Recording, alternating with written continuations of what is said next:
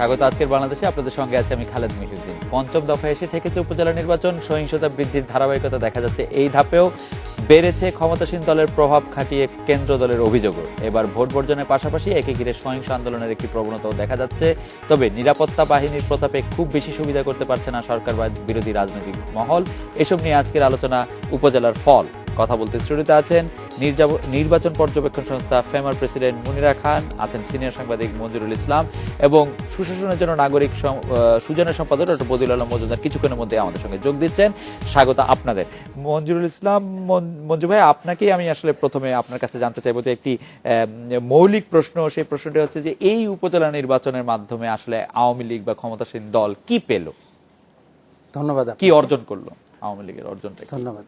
আওয়ামী লীগের অর্জন বলতে গেলে আওয়ামী লীগকে যদি আমরা ক্ষমতাসীন দলের অংশ হিসাবে মনে করি, তারা মনে করি যে একটি 5ই জানুয়ারির নির্বাচনের পরে আরেকটি নির্বাচন সম্পন্ন করার মধ্য দিয়ে তাদের দলের অংশগ্রহণ এবং সকল রাজনৈতিক দলকে মিলিতভাবে একটি নির্বাচন যে করা যায় এই সরকারের অধীনে, সেই ক্রেডিট নেবার একটি সুযোগ করে দিল। সেটি একটি হল। আরেকভাবে যদি বলি যে কেবল দল হিসাবে আওয়ামী লীগ কী পেল, সেই ক্ষেত্রে আপনি যদি লক্ষ্য করেন যে 5ই জানুয়ারি নির্বাচন যেভাবেই হোক না হোক এটা এক ধরনের বিনা প্রতিদ্বন্দ্বিতার নির্বাচনে ছিল। আওয়ামী লীগের চিরন্তন প্রতিদ্বন্দ্বী হচ্ছে বিএনপি। বিএনপির সাথে তাদের প্রতিদ্বন্দ্বিতা করবার সুযোগ তারা পায়নি 5ই জানুয়ারি নির্বাচনে। ফলে এই নির্বাচনের মধ্য দিয়ে এই উপজেলা নির্বাচনকে, যদিও এটি স্থানীয় সরকার নির্বাচন, যদিও এটি নির্দলীয় নির্বাচন হবার কথা সংবিধান অনুযায়ী, কিন্তু বাস্তবিক অর্থে এটি একটি জাতীয় রাজনৈতিক দলীয় নির্বাচনে পরিণত হয়েছে। সেই দলীয় নির্বাচনে ক্ষমতার যে তাদের দোর্দণ্ড প্রতিযোগিতার মধ্যে দলীয় অবস্থান কোথায় জাতির সামনে তুলে ধরবার সুযোগ তৈরি হয়েছে এবং সেই সুযোগকে দুপক্ষই কাজে লাগাবার চেষ্টা করেছেন মরিয়া হয়ে, যে আমাদের দলের প্রভাব, দলের সমর্থন সারা বাংলাদেশে এইটুকু আছে। ফলে এই দুভাবে আমি দেখতে চাই। মঞ্জু ভাই, আমি যদি আপনি নির্বাচনের প্রতিদ্বন্দ্বিতার কথা বলছিলেন দলীয়ভাবে ইয়ের কথা, কিন্তু এই নির্বাচন কি আসলে প্রতিদ্বন্দ্বিতামূলক নির্বাচন হলো? এটা তো সাংঘাতিক রকমের এক পেশে কেন্দ্র দখলের, ভোট জালিয়াতির নির্বাচন হয়েছে বলে আমরা খবর প্রচার করছি, খবরে পড়ছি, নিজের চোখে দেখছি। এই নির্বাচনের ফলে আওয়ামী লীগের অর্জনটা কি আসলে? মানে শুধুমাত্র প্রতিদ্বন্দ্বী হিসাবে বৃহৎ রাজনৈতিক দলকে পাওয়া, না আর কিছু কি পেল? ধন্যবাদ। একটি চমৎকার প্রশ্ন আপনি উত্থাপন করেছেন। আমার দুই পাশে যারা নির্বাচন পর্যবেক্ষণ করেন অভিজ্ঞজন, তারা নিশ্চয়ই বলবেন। এবং আমি খানিকক্ষণ আগে জনাব বদিউল আলম মজুমদারের বক্তব্য শুনছিলাম এবং আপাতত বলবেনই অন্য যারা পর্যবেক্ষণ করেন ব্রতী, তার প্রতিনিধির বক্তব্য শুনছিলাম। এই নির্বাচনটি ক্রমান্বয়ে সহিংসতার দিকে গেছে, এটি সত্যি কথা। এই নির্বাচনের সবশেষ গতকাল যে নির্বাচন, আজকে যে নির্বাচনটি শেষ হলো পঞ্চম দফায়, সেখানেও সর্বসাকুল্যে 10 ভাগ কেন্দ্রে গোলযোগ, সহিংসতা অথবা কারচুপির অভিযোগ আমরা এই পর্যন্ত আমি যা তথ্য পেয়েছি, গণমাধ্যমে দেখেছি 10 ভাগ। তার মানে 90 ভাগ নির্বাচন যে সুষ্ঠুভাবে সম্পন্ন হয়েছে, এর ক্রেডিট তো আমাদেরকে দিতে হবে। এখন আমরা যেভাবে ঢালাওভাবে, আপনি গণমাধ্যমের মানুষ, আমরাও গণমাধ্যমের মানুষ, আমরা সাধারণত অড নিউজই নিউজ করি। সেই ক্ষেত্রে একটি কেন্দ্র যদি গোলযোগ হয় সেটাই বড় নিউজ হবে, এটাও সত্য কথা। কিন্তু একটি কেন্দ্র বা 1% কেন্দ্র মানেই কিন্তু সারা বাংলাদেশের চিত্র না। সেই ক্ষেত্রে আপনি যেভাবে চিত্রিত করলেন, এইভাবে কিন্তু আমরা যদিও বক্তৃতার জন্য বলি, রাজনৈতিক বা শিরোনাম করার জন্য করি, কিন্তু এই দুজন পর্যবেক্ষকের আমার সাথে নিশ্চয়ই একমত হবেন যে 90% নির্বাচনী কেন্দ্রে যদি সুষ্ঠুভাবে নির্বাচন হয়, সেখানে কিন্তু সাধারণ জনগণ, ভোটাররা ভোট দিয়েছেন এবং সেখানে আপনি জানেন ইতিমধ্যে বিএনপির অনেক সংখ্যক প্রার্থী তারা বিজয়ী হয়েছেন, এমনকি জামাতের প্রায় 33 জন নির্বাচিত হয়েছেন গত নির্বাচনের 4র্থ দফা পর্যন্ত। ফলে সেই ক্ষেত্রে আমি ঢালাওভাবে এই কথাটি মানতে রাজি না যে সকল কেন্দ্রে ভোট ডাকাতি নির্বাচন, ভোটারবিহীন নির্বাচন অথবা জাল ভোটের নির্বাচন। তবে হ্যাঁ, অতীতে যেই সংস্কৃতি থেকে আমরা দূরে সরে এসেছিলাম, জাল ভোট বলে যে বিষয়গুলো আমাদের স্মৃতি থেকে চলে যাচ্ছিল, সেই জিনিসগুলো ফিরে এসছে। সেই ফেরার ক্ষেত্রে কেবলমাত্র সরকারি দল আমি বলবো না, এটি যেহেতু আমি আগেই বলেছি যে দুই দলের রাজনৈতিকভাবে তাদের ক্ষমতা প্রদর্শনের একটি কেন্দ্র, সেই ক্ষেত্রে দুটি দল, তিনটি দল, এমনকি একই দলের দুই প্রার্থী সকলেই চেষ্টা করেছেন সরকারি প্রভাব, অর্থের প্রভাব এবং নিজের ক্ষমতার প্রভাব সব মিলিয়ে এই প্রচেষ্টা হয়েছে। আমাদের সঙ্গে জনাব বদিউল আলম মজুমদার এসে যোগ দিয়েছেন, আপনাকে স্বাগত জানাই। ডক্টর বদিউল আলম মজুমদার, আপনি আপনার চোখে এই নির্বাচন থেকে আওয়ামী লীগের অর্জন কি বলে আপনি মনে করেন? এই প্রশ্নটি আমি জনাব মঞ্জুরুল ইসলাম মঞ্জুকে বলছিলাম। তিনি বলেছিলেন যে 10 ভাগ কেন্দ্রে গোলযোগ হলো, যেহেতু সব দল নির্বাচনে অংশ নিয়েছে, এক ধরনের উৎসবমুখর পরিস্থিতি হয়েছে, সেটা এক ধরনের অর্জনই বলতে হবে এবং এই ক্রেডিট দিতেই হবে সরকারকে। আমি আমি অবশ্য খুব তীক্ষ্ণ যুক্তি দিতে পারবো না, কিন্তু মঞ্জু ভাইয়ের বক্তব্যের সাথে আমি একমত নই, সেটা আমি আসলে বলে রাখলাম। আপনি এবং আপনার দর্শকদের অনেকেই হয়তো আজকে আমি একটা লেখা লিখেছিলাম প্রথম আলোতে, হয়তো এটা দেখেছেন, যে আমাদের এই যেটা ওখানে আমি যেটা বলার চেষ্টা করেছি, আমাদের দুটো দলেই কিন্তু জিতেছে চতুর্থ দফা পর্যন্ত। তারা সেই উপজেলা চেয়ারম্যান পদে আওয়ামী লীগ এগিয়ে, কিন্তু ভাইস চেয়ারম্যান পদে বিএনপি এগিয়ে, আবার প্রথম 2 দফা বিএনপি এগিয়েছিল সব ক্ষেত্রেই, আবার তৃতীয় চতুর্থ দফায় আওয়ামী লীগ এগিয়েছিল। তো এই এক অর্থে বলা যায় উইদিন কোর্ট 2 দলে বিজয়ী হয়েছে, কিন্তু পরাজিত হয়েছে আমি মনে করি আমাদের জনগণ, আমরা এই দেশের ভোটাররা। কারণ আমরা যে সংস্কৃতি গড়ে তুলেছিলাম, যে সহিংসতা মুক্ত, বহুলাংশে সহিংসতা মুক্ত, অন্তত প্রাণহানি মুক্ত নির্বাচনের যেই আমরা ঐতিহ্য গড়ে তুলেছিলাম, এবং যেই ধরনের কারচুপি, যেই ধরনের আমরা অনিয়ম দেখেছি, এই সকল অনিয়ম কারচুপি থেকে আমরা বহুলাংশে, দুই একটা যে ঘটেনি তা নয়, বহুলাংশে আমরা মুক্ত হয়েছিলাম। এই যে গত 2008-এর শেষ দিক থেকে শুরু করে 2013 পর্যন্ত যতগুলো নির্বাচন হয়েছে, হাজার হাজার স্থানীয় সরকার নির্বাচন হয়েছে, একটা জাতীয় নির্বাচন হয়েছে, অনেকগুলো উপনির্বাচন হয়েছে, কিন্তু আবার এটা ফিরে এসছে। এবং আমাদের নির্বাচন সুষ্ঠু হইতে হবে, নিরপেক্ষ হইতে হবে, নির্বাচন শান্তিপূর্ণ হইতে হবে, এবং 1% ক্ষেত্র এটার ওই যে কারচুপি এবং সহিংসতা। ডক্টর বদিউল মজুমদার, এই যে এই কুসংস্কৃতিটি ফিরে আসলো, অপসংস্কৃতিটি ফিরে আসলো, তার জন্য আপনি কাকে দায়ী করবেন? আমরা এক অর্থে সবাই দায়ী। আমাদের সবচেয়ে বড় দায়িত্ব এখানে আমাদের নির্বাচন কমিশন সাংবিধানিক প্রতিষ্ঠান, তার দায়িত্ব সুষ্ঠু নিরপেক্ষ নির্বাচন নিশ্চিত করা, এবং তাদের যথেষ্ট ক্ষমতা দেওয়া হয়েছে, তাদেরকে স্বাধীন করা হয়েছে। প্রধানমন্ত্রীর সেই সচিবালয়ের সাথে যে তারা যুক্ত ছিল সেটা বিযুক্ত করা হয়েছে, তাদেরকে বল প্রয়োগের ক্ষমতা দেওয়া হয়েছে, সব ক্ষমতা তাদের আছে, তাদেরকে সম্পদ দেওয়া হয়েছে। তো এই প্রধান দায়িত্ব কিন্তু নির্বাচন কমিশনের। একই সাথে আমরা কিন্তু আমাদের রাজনৈতিক দলগুলো, আমাদের সরকার, আইনশৃঙ্খলা, সরকারের অংশ হইল আইনশৃঙ্খলা রক্ষাকারী বাহিনী, সরকারের অংশ হইল প্রশাসন, তারাও দায় এড়াইতে পারে না। এবং আপনি যে প্রশ্নটা করেছিলেন আওয়ামী লীগের অর্জন, তো আমি মনে করি যে আমরা নাগরিকরা পরাজিত হয়েছি, এবং আমার মনে হয় আওয়ামী লীগের পরাজয়টা বোধহয় অত্যন্ত ব্যাপক এবং প্রকট। আমি মনে করি আওয়ামী লীগ ব্যাপকভাবে উইদিন কোর্ট পরাজিত হয়েছে। কারণ আওয়ামী লীগের দুটো স্লোগান, 2018 যে স্লোগান ছিল, ভোটের অধিকার এবং ভাতের অধিকার, এবং ভোটের অধিকার, এবং আওয়ামী লীগ গত 2008 সাল থেকে 2009 সাল থেকে 2013 সাল পর্যন্ত যেটা বলে আসছিল যে তাদেরকে বিশ্বাস করা যায়, তাদের অধীনে সুষ্ঠু নিরপেক্ষ শান্তিপূর্ণ নির্বাচন হতে পারে, সেই যে একটা আস্থাশীলতা সৃষ্টি করার চেষ্টা করেছে, সেখানে চির ধরেছে।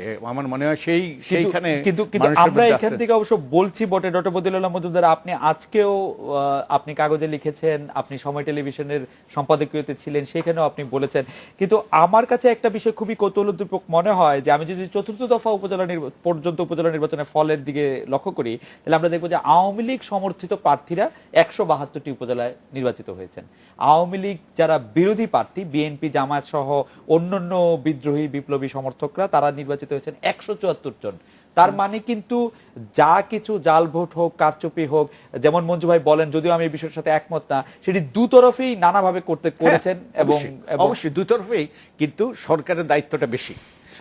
কারণ সরকারি দলের দায়িত্বটা বেশি, কারণ ওই যে তাদেরই নিয়ন্ত্রণে যেই সকল প্রশাসনিক যন্ত্র, তারপর আইনশৃঙ্খলা রক্ষাকারী বাহিনী, এদের উপর প্রভাব বেশি। অতএব সরকারের দায়িত্বটা বেশি, এবং সরকার কিন্তু অনেক ক্ষেত্রে কারচুপি করে, অনিয়ম করে পার পেয়ে যেতে পারে। বিরোধী দলের পক্ষে দুরূহ অনেক বেশি। তারা যে করে না এবং করে যে পার পেয়ে যায় না তা নয়, কিন্তু সরকারের পক্ষে অপেক্ষাকৃত সহজ। মজুমদার, আমি একটু মুনিরাপা আপনার কাছে আসি, যে সমস্যা দেখা দিচ্ছে, এতে কম বেশি দায় সবারই আছে। এই ভোট জালিয়াতি, কারচুপি সরকারের তো আছে, অন্যান্য দলেরও আছে, কারণ তা না হলে এতজন আবার ওরাও নির্বাচিত হতো না।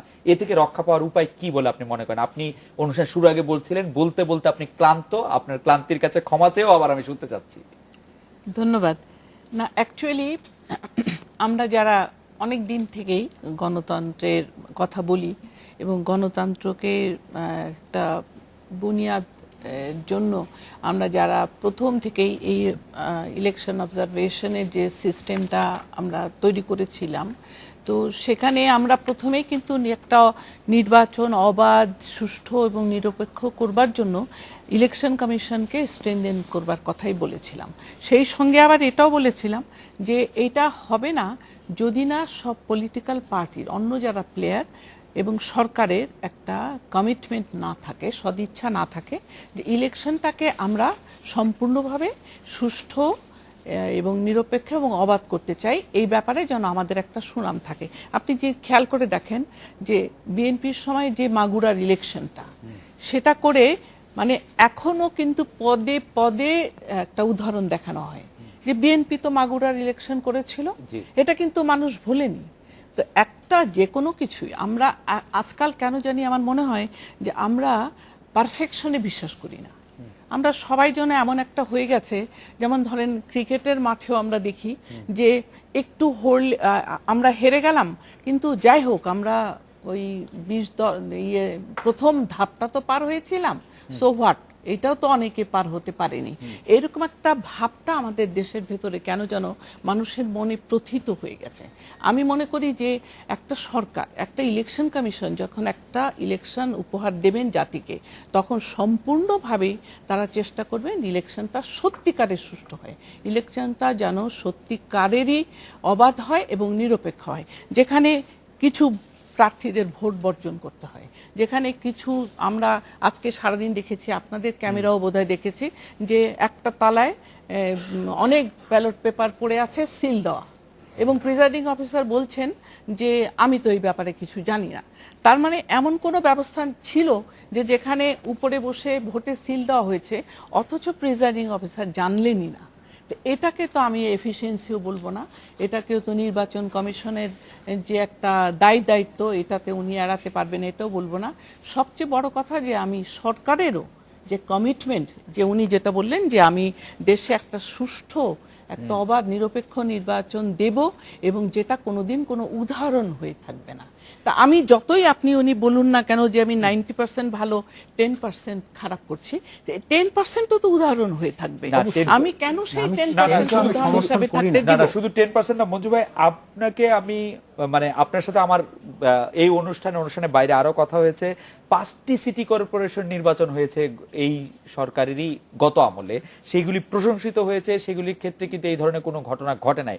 এইবার কি এমন হলো যে উপজেলা নির্বাচনে প্রশাসনের মুষ্টি আলগা হয়ে গেল? আপনার বক্তব্য যদি বলি, অন্তত 10% জায়গায় বা কেন এরকম মানে মেসাকার দেখা গেল, আপনি সেটা যদি একটু বলেন। হ্যাঁ, একেবারে সরাসরি এই উত্তর আগে আমি দুটি বাক্য খালি বলতে চাই, যেটি অধ্যাপক বদিউল মজুমদার যেটি বললেন যে আমরা ঐতিহ্য গড়ে তুলেছিলাম যে ভোটার সুষ্ঠু নির্বাচনের, আমরা জনগণ কিন্তু করিনি। আমি অত্যন্ত বিনয়ের সাথে বলতে চাই, এই সুষ্ঠু নির্বাচনের সংস্কৃতির পেছনে যারা মূল ভূমিকা পালন করেছিল, আমি মনে করি রাজনৈতিক দল, সরকার এবং নির্বাচন কমিশন। তারা চেয়েছিল বলেই তারাই মূলত নির্বাচনকে নানানভাবে সহযোগিতা করে সুষ্ঠু করা বা সুষ্ঠু না করার ক্ষেত্রে। তারা চেয়েছিলেন বলেই কিন্তু তখন হয়েছিল। আমরা জনগণ কিন্তু সেটাই আমি বলছি, হ্যাঁ জাতি হিসেবে ঠিক আছে, কিন্তু জনগণ হিসেবে আমরা সুষ্ঠু নির্বাচনেরও আমরা দায়ভাগ করি, অসুষ্ঠু বা সহিংস নির্বাচনের দায়ভাগও আমাদের একটি বিষয়। আরেকটি বিষয় হচ্ছে যে যেমনটি বললেন, আপা বলছিলেন যে নির্বাচন কমিশন এমনভাবে গড়ে ওঠেনি কেন। আমরা কিন্তু এই পর্যন্ত যে নির্বাচন বিরোধী দল সহ কাউকে গিয়ে বলতে দেখিনি নির্বাচন কমিশনের কাছে যে এই ব্যবস্থা নেন, এটা নিলে পরে সুষ্ঠু নির্বাচন সম্পন্ন হবে। আমরা সকল বিরোধী বা রাজনৈতিক দলকে দেখি প্রেস ক্লাবে অথবা তাদের কার্যালয়ে বসে নির্বাচন আগের দিন বলে দেওয়া কালকে নির্বাচন সুষ্ঠু হবে না, পরদিন বিকেলে বলা ভোট ডাকাতি হয়েছে, কিন্তু ফলাফল তারা মেনে নিচ্ছেন। এটিকে শক্তিশালী করার চেষ্টা করছেন। আপনাকে আমি একটু বড় অসময় প্রশ্ন করে ফেলেছি, কারণ আমাকে একটা বিরতি নিতে হচ্ছে। বিরতির পর ফিরে এসে আপনি এই জায়গা থেকেই শুরু করবেন, এবং আমাদের যে প্রশ্নটি ছিল যে সিটি কর্পোরেশন নির্বাচন প্রশ্নিত হলো, এবার সরকারের গ্রিপ কেন আলগা হয়ে গেল, আমরা একটা বিরতি থেকে ফিরছি মঞ্জু ভাইয়ের কাছে।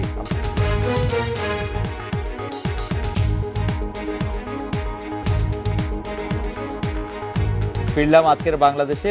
বিরতির সময় আমাদের মধ্যে প্যানেলিস্টরা আলোচনা করেছিলেন যে এই নির্বাচনে আসলে কোনো ধরনের কারচুপি করার কোনো প্রয়োজনও ছিল না এবং কোনো ধরনের কারচুপির কোনো আবশ্যকও ছিল না, তারপরেও কারচুপি হচ্ছে, কিছু জালিয়াতি হচ্ছে। আমি বিরতির আগে জানতে চাইছিলাম মঞ্জু ভাই আপনার কাছে যে 5 সিটি কর্পোরেশন নির্বাচন এত প্রশংসিত হলো, সরকারের গ্রিপ এত প্রকট হলো, এবার এটা কম হলো কেন? এখানে একদম আমি শুরুতে যেটি বললাম এইটি বিষয় যে 5ই জানুয়ারি নির্বাচনের পরে আপনি জানেন বেগম খালেদা জিয়া যখন আন্দোলন জাতীয়ভাবে গড়বার আগে তিনি বললেন যে উপজেলা নির্বাচনের পরে আন্দোলন গড়ে তুলবেন, এবং 5টি দফায় নির্বাচন হওয়াও কিন্তু একটু ক্ষতিকর দিক হয়েছে বলে আমি মনে করি। কারণ প্রথম দফায় নির্বাচন হলো, সেই নির্বাচনে গভর্নমেন্ট পার্টি একটু রিলাক্টেন্ট ছিল, এবং এটা যে কোনো খেলার ক্ষেত্রেই হয়, প্রথম খেলায় পরাজয়ের পরে পরাজিত পার্টি কিন্তু পরের খেলায় জেতার জন্য মরিয়া হয়ে ওঠে, এবং এরকম একটি স্পিড তো ছিলই। আর আওয়ামী লীগ দল হিসেবে তারা প্রথমবার খারাপ করার পরে দ্বিতীয়বার তারা একটু অ্যাগ্রেসিভ অ্যাটিটিউড নিয়ে গিয়েছিল, কিন্তু দল হিসাবে আমি যেটি বলছি যে বিএনপিরও কিন্তু এটির মধ্য দিয়ে তাদের তৃণমূল পর্যায়ে দলের একটি অগ্নি পরীক্ষা, দলের অবস্থান প্রমাণ করার একটি পরীক্ষা ছিল। সেই পরীক্ষা দিয়ে যখন তারা রাজনৈতিক নেতৃবৃন্দ বক্তৃতা দিচ্ছেন, তখন কিন্তু সরকার চাক বা না চাক সরকারের দল হিসাবে আওয়ামী লীগ তারাও সেই ক্ষেত্রে অ্যাগ্রেসিভ হয়। আর স্থানীয় সরকার নির্বাচনে কিন্তু আপনি জানেন এটা কিন্তু আমাদের একদম বাংলাদেশ সৃষ্টির পর থেকে স্থানীয় সরকার নির্বাচন জাতীয় নির্বাচনের চেয়ে সহিংস হয়। সেখানে কিন্তু কেবলমাত্র কে কোন দল করলো সেটা ব্যাপার না, স্থানীয়ভাবে তার প্রভাব প্রতিপত্তি বজায় রাখার জন্য অর্থ বিত্ত সর্বশক্তি দিয়ে তারা সহিংসতায় মেতে ওঠে। সেই ক্ষেত্রে আপনি যেমনটি বললেন যে 5টি সিটি কর্পোরেশন হয়নি কেন, 5টি সিটি কর্পোরেশন কিন্তু 5টি জায়গায় নির্বাচন, সারা বাংলাদেশের প্রশাসন সকলের সেখানে চোখ ছিল।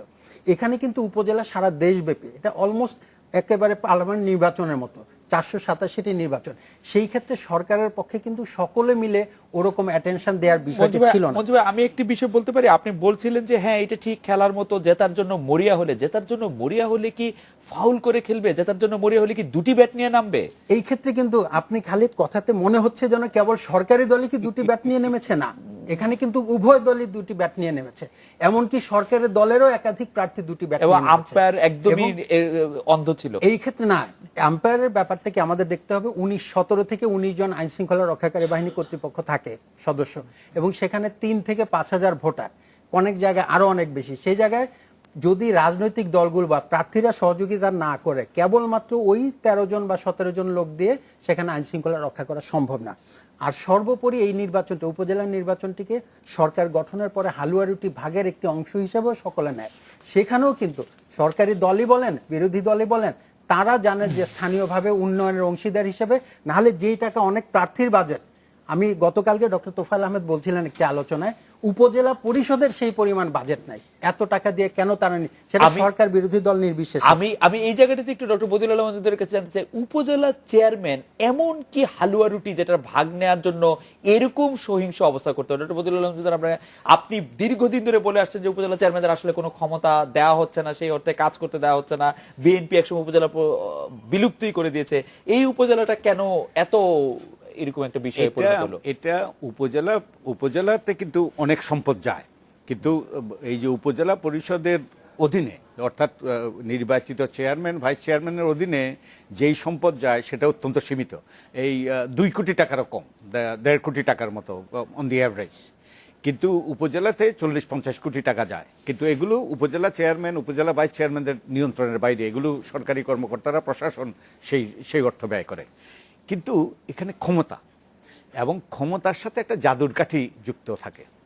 এটা ওই সম্পদের উপর নিয়ন্ত্রণ নয়, ওই সম্পদ থেকে লাভবান হওয়া কিছু কিছু ক্ষেত্রে হয়তো সম্ভব, ওই যে 1.5 কোটি টাকার থেকে, কিন্তু এই ক্ষমতার সাথে সম্পদশালী হওয়ার একটা যোগসূত্রতা আছে, একটা আলাউদ্দিনের চেরাগ এখানে যুক্ত আছে।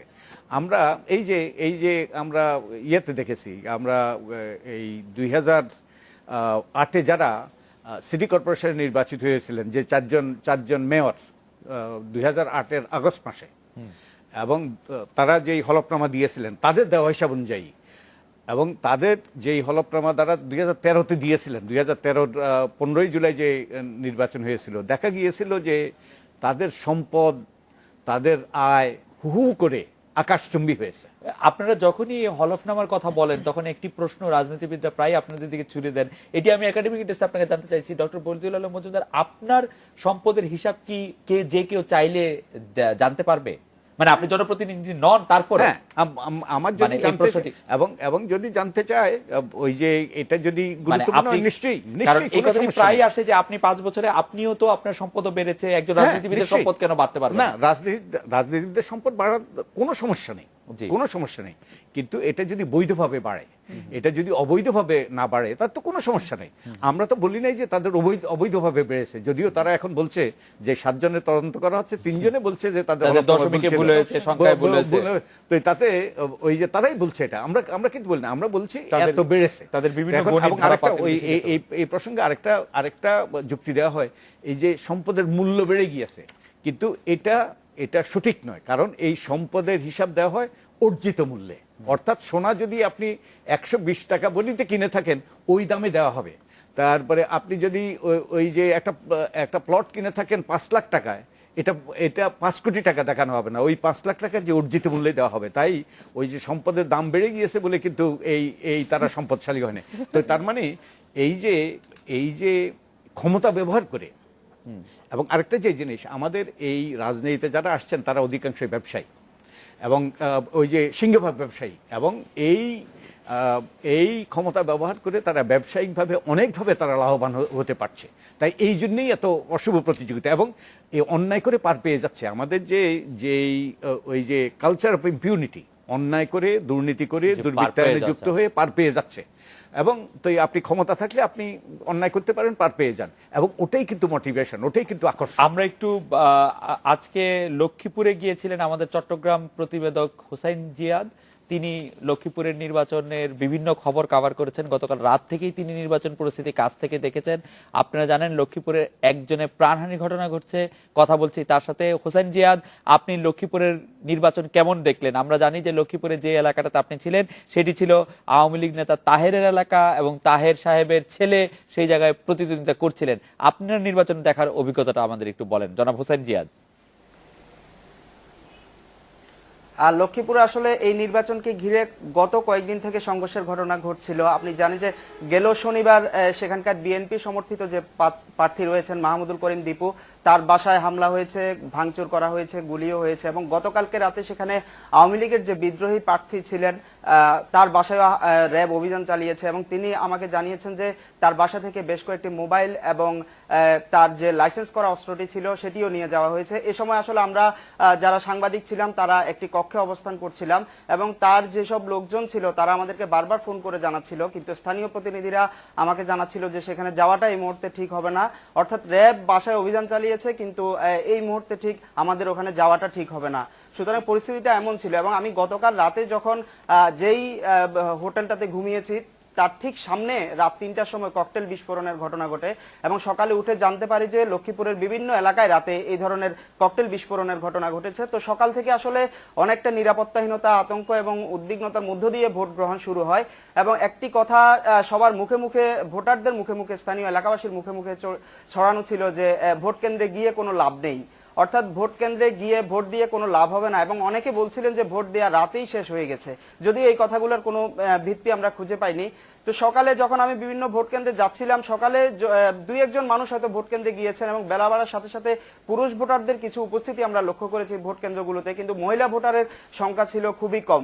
আর একটি চিত্র আমি সব জায়গায় দেখেছি ভোট কেন্দ্রগুলোতে গিয়ে, যে বহিরাগত লোকজন ভোট কেন্দ্রে অবস্থান করছে, বহিরাগত অনেক যুবক, উঠতি বয়সী যুবককে আমি দেখেছি তারা ভোট কেন্দ্রে গিয়েছে। হোসেন জিয়াদ, আপনি বহিরাগত বুঝতে পারলেন কেমন? আপনি নিজেই তো বহিরাগত, চট্টগ্রাম থেকে লক্ষ্মীপুরে গিয়েছেন, আপনি কিভাবে বুঝলেন যে তারা বহিরাগত? জি, আমি যখনই ভোট কেন্দ্রের সামনে যাচ্ছিলাম তখন আমি দেখতাম যে 2-3 জন ছেলে দৌড় দিয়ে ভিতরের দিকে যাচ্ছে, এবং ওরা যাওয়ার সাথে সাথে আমার ওখানকার লোকজন ওদেরকে সরাই দিচ্ছে, এবং আমি বেশ ছোট ছোট শিশুকেও দেখেছি যে ভোট কেন্দ্রের আশেপাশে ঘোরাফেরা করছে। হোসেন জিয়াদ, আপনাকে ধন্যবাদ। মুনিরা খান, আমরা একটা বিরতি নিব, বিরতির পর আপনার কাছে যে বিষয়টি জানতে চাইবো যে 5টি সিটি কর্পোরেশন নির্বাচন এবং উপজেলা নির্বাচনের প্রথম ধাপে ভালো ফল পেয়েও এবং তুলনামূলকভাবে ভালো নির্বাচনের পরও সরকার বিরোধী রাজনৈতিক মহল সেই নির্বাচন নিয়ে প্রশ্ন তুলেছিল, সেই নির্বাচনে কারচুপির অভিযোগ তুলেছিল। তো এই ধরনের এক ধরনের মানে অতি সমালোচক দৃষ্টিভঙ্গি আসলে নির্বাচনকে কারচুপির দিকে ঠেলে দেয় কিনা, নাকি এই সমালোচনাটা একটু টাইটে রাখে? আপনি যদি এই বিষয়ে আপনার মন্তব্য করেন, আমরা একটা বিরতির পর ফিরবো আপনার কাছে।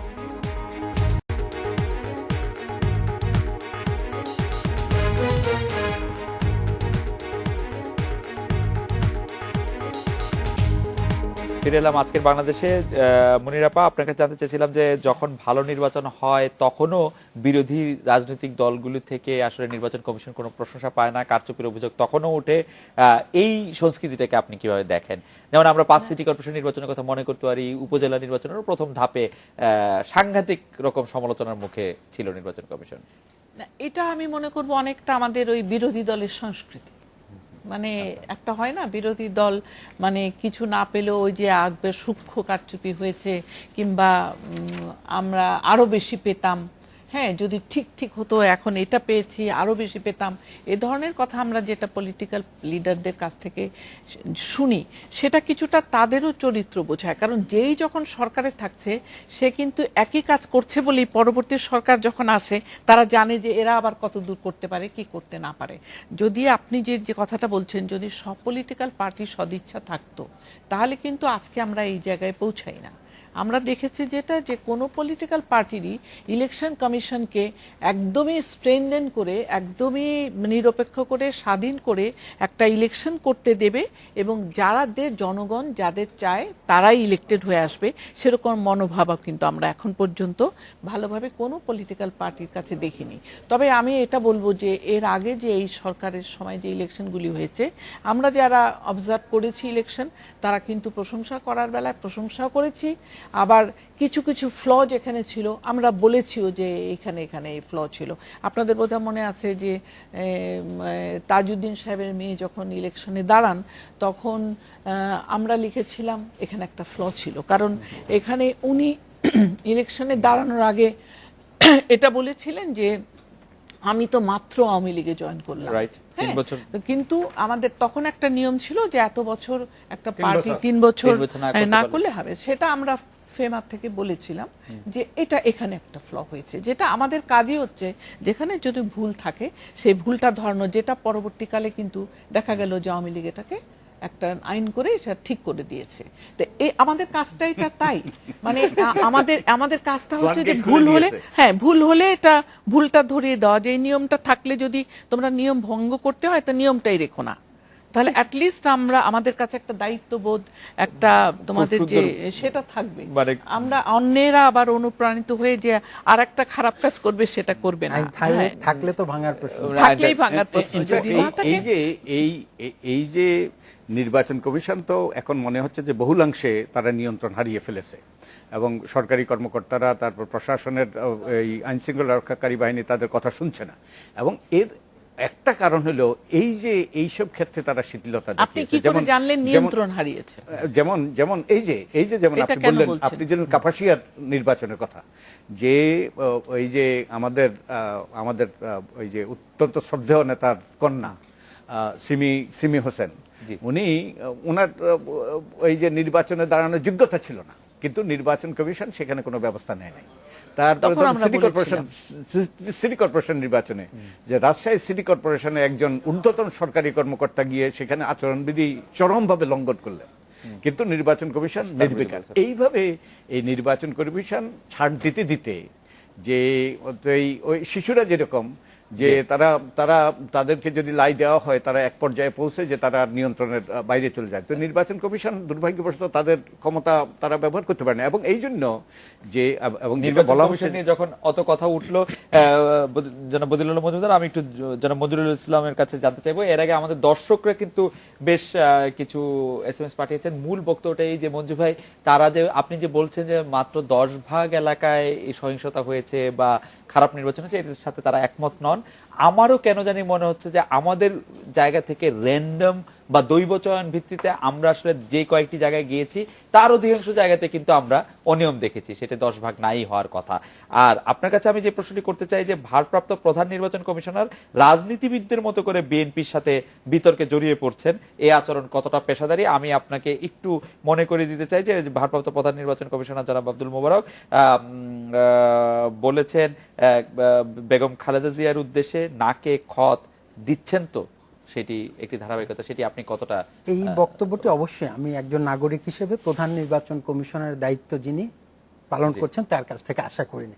তবে আপনি যেই প্রশ্নটি আপাকে করেছেন এবং ভাই জবাব দিলেন যে আমরা এই যে শিশুর উদাহরণ দিলেন বদিউল আলম মজুমদার সাহেব, শিশুকে আমি যেমন লাই দিলে পরে অন্যায় করে, আবার শিশুকে যদি প্রেইজ না করে বারবারই বলতে থাকি তুমি খারাপ করছো, ওই শিশু কিন্তু খারাপ পথেই যাবে।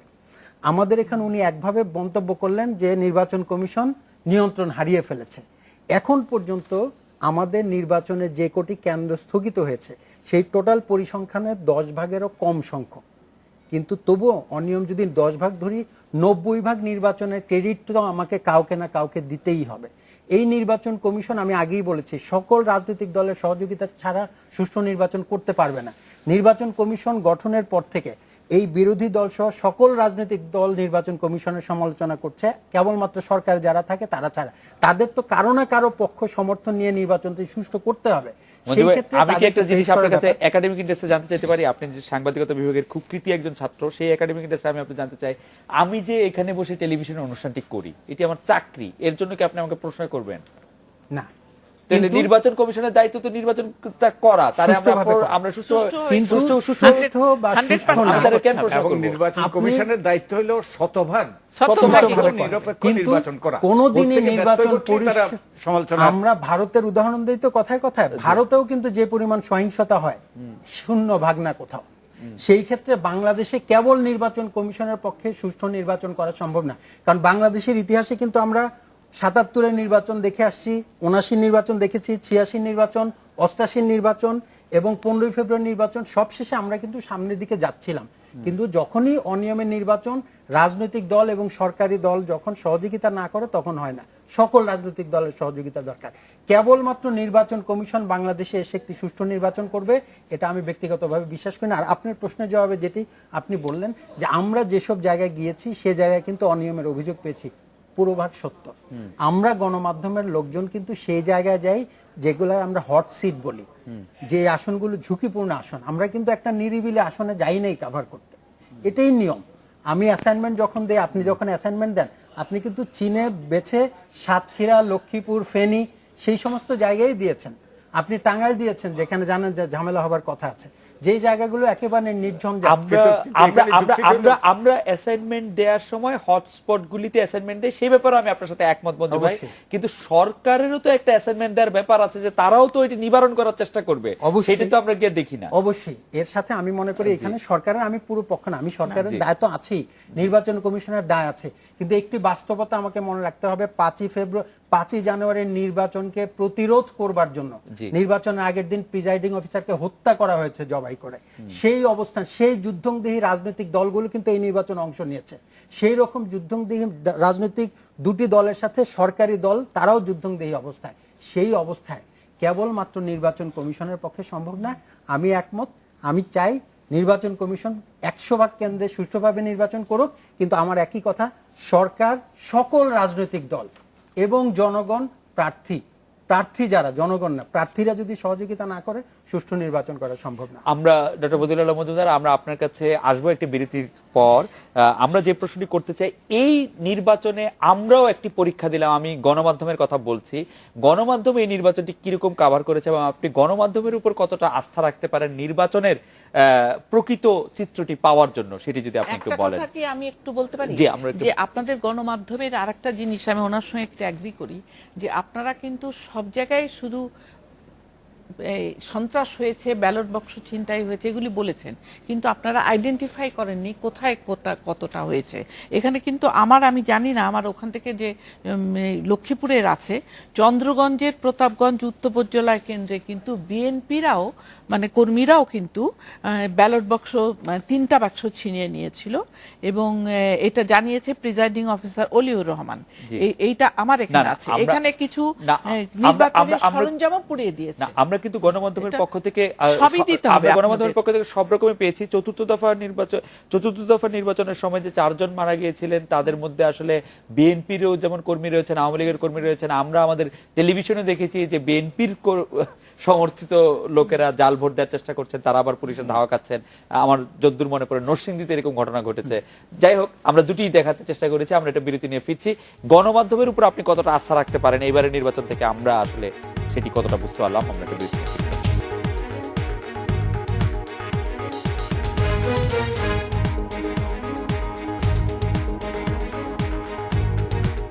ফিরলাম আজকের বাংলাদেশে ডক্টর বদিউল আলম মজুমদার। আমরা গণমাধ্যমের ভূমিকা বা গণমাধ্যম এই নির্বাচনটাকে কিরকম ভাবে দেখাতে পারলো সেই বিষয়ে আপনার মতামত জানতে চাইছিলাম। আমার মনে হয় গণমাধ্যম মোটামুটি ভালোভাবেই দেখিয়েছে। আমার মনে হয় যে তারা যেসব অসঙ্গতি, যেই সকল অনিয়ম, কারচুপি তাদের মাধ্যমেই মানুষ জেনেছে বহুলাংশে। তবে গণমাধ্যমের সীমাবদ্ধতা আছে, দুটো সীমাবদ্ধতা। একটা হলো আমাদের বাংলাদেশের মানুষের মধ্যে রাজনৈতিক সচেতনতা বলি আর ওই যে দলপ্রীতির কথা বলি, ওই যে কাছাকাছি দুটো জিনিসের কাছাকাছি, যে দলপ্রীতি সবখানেই এটা ব্যাপক। ততএব গণমাধ্যমের মধ্যেও, গণমাধ্যমের কর্মীদের মধ্যেও দলপ্রীতি আছে এবং এটার কিছুটা প্রভাব আছে অবশ্যই।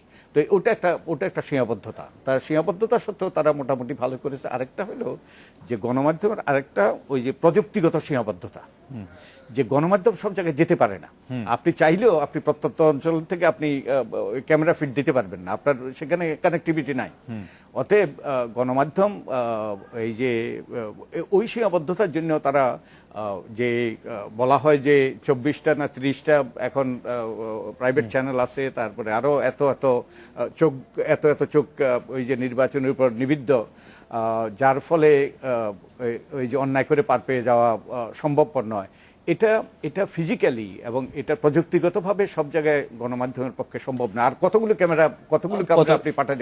আমি যদি এক কথায়, আমাদের সময় শেষে এক কথা একটু জানতে চাই যে নির্বাচন সুষ্ঠু করার জন্য গণমাধ্যম কি আসলে ভালো ভূমিকা পালন করতে পারবে? মানে গণমাধ্যম অবশ্যই ওই যে একটা বিখ্যাত জাস্টিস বলেছেন American, Sunlight is the best disinfectant, যে সূর্যের আলোতে চুরি করা দুরূহ, চুরি করে পার পেয়ে যাওয়া দুরূহ।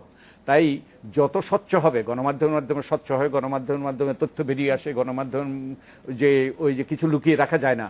অতএব এটার একটা গুরুত্বপূর্ণ ভূমিকা আছে। আর একই সাথে আমি মঞ্জুর সাহেবের সাথে কিছুটা একমত যে আমাদের রাজনৈতিক দলগুলো যদি গা সওয়া হয়ে যায়, তারা যদি কিছুতেই যদি মানে লজ্জাবোধ না করে, তারা যদি কিছুতেই যদি ওই যে তাদেরকে এই অপকর্ম থেকে বিরত না রাখা যায়, তাদেরকে যতই এগুলো তুলে ধরা হয়, তাহলে কিন্তু